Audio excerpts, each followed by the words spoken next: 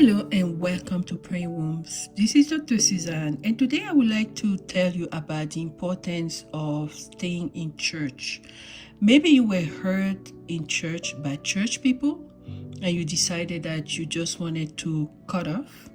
But I want to encourage you today because when you understand the real role of the church in our lives as Christians, you just have to be wise and stay in church. Okay, what is the church? The church is the embassy of God. That's where you go get your visa to heaven.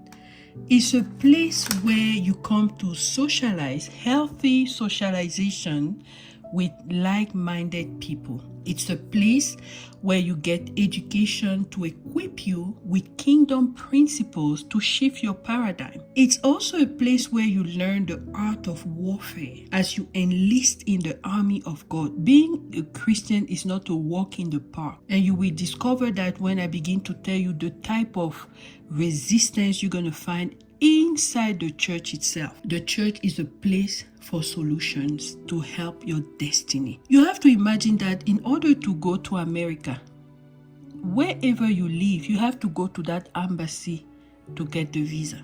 God has designed the church to be that embassy that will train us and groom us to finally get the visa for our souls to return to Him, the Creator, when we are done with our work here. Now, the problem is that when we go to church, there are some people who tend to discourage us and even chase us out of church. Who are those people?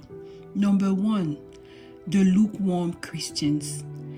They don't do what they're supposed to do. They don't follow the Constitution, which is the Bible. They don't do their part, but they expect a lot. They don't even understand their position in the kingdom. They don't know that all things, all power, all gifts were already given to them. They don't understand. So because of that, their prayers are not answered. They don't see breakthroughs in their lives.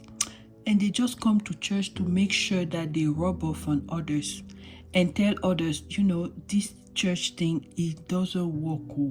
I'm telling you, I've been here for 20 years old. I'm not seeing any results. Run for your life. Run for your life. I'm telling you, because God doesn't like lukewarm people. You have to go all the way in and walk by faith. We walk by faith and not by sight. Now, the second category of people you may encounter that can discourage you and run you out of church are the witches and the warlocks. Yes, they are packed in churches, no matter the size, no matter the location, no matter, because if you're a fisher and you want fish, you're going to go to the lake. That's what they do. They are intentionally coming to fish Christians out of the church. They want you to get lost. They want you to miss your destiny. They want you to miss your breakthroughs. They want you to be discouraged. They want you to suffer. And that's how they get their pleasure. How do you recognize them? Number one, they offer you solutions outside of the church. They call you to go to a shrine. They tell you there is a Baba here who can help you. They cut them off. Or they just try to be so nice to you, so close. So, they force a friendship you don't even understand. Why? Because they want to get close to you. And as they get close to you, slowly but surely, they begin to plant demonic traps for you through the food, taking your stuff, having points of contacts, knowing what you're going to do, how you're going to do that, and making sure that they divert your blessings. Be careful who you associate with. The most, disturbing thing is the Christians who are in church but are targeting others for something. Okay, they're not going to target God, though. They're going to target you. So you will see sometimes people who bring you business proposals. They already know that they're only coming to take advantage of you. And if you're too naive or too nice and you give them access to your life, then you get disappointed and you feel so annoyed. You don't want to continue to go to that church because, oh Lord, people are not so righteous.